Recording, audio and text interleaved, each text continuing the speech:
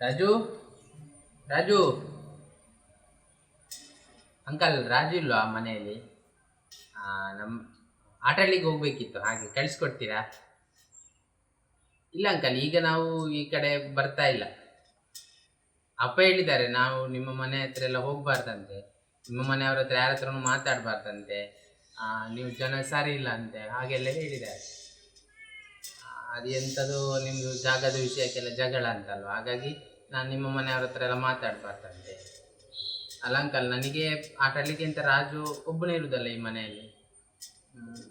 ನಾವಿಬ್ಬರು ಶಾಲೆಗೆ ಒಟ್ಟಿಗೆ ಹೋಗುದಲ್ವಾ, ಮಾತಾಡಬಾರ್ದು ಅಂದರೆ ಹೇಗೆ ಅಲ್ಲ. ನನಗೆ ನನ್ನ ಅಕ್ಕಪಕ್ಕದ ಮನೆಯಲ್ಲೂ ಮಾತಾಡ್ಲಿಕ್ಕೆ ಆಗುದಿಲ್ಲ.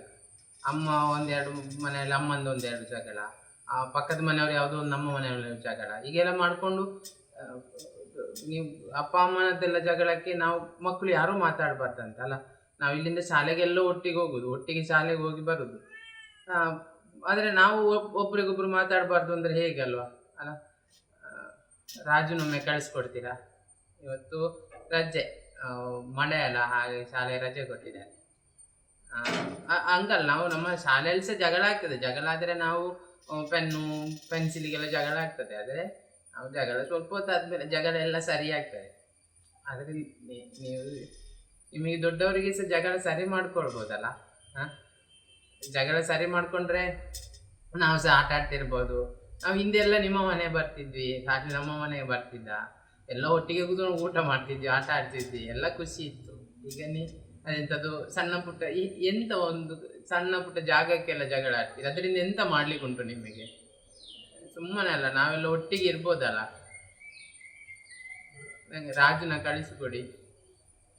ಅಲ್ಲ, ನೀವು ಹಾಗೆ ಹೇಳ್ತೀರಿ ಅಂತಲ್ಲ ಮನೆಯಲ್ಲಿ, ಆ ಮನೆಗೆ ಹೋಗ್ಬೇಡ ಅವರೆಲ್ಲ ಜಗಳ ಆಡ್ತಾರೆ ಅಂತ. ನಾವೆಂತ ಮಾಡಿದ್ದೇವೆ? ನಿಮ್ದಲ್ಲ ಜಗಳ, ನೀವೇ ಜಗಳ ಮಾಡ್ಕೊಳ್ಳಿ, ನೀವು ಅಪ್ಪನೆಲ್ಲ ಜಗಳ ಮಾಡ್ಕೊಳ್ಳಿ, ನಮ್ಮನ್ನಿಂದಕ್ಕೆ ಇದು ಮಾಡ್ತೀರಿ ನೀವು.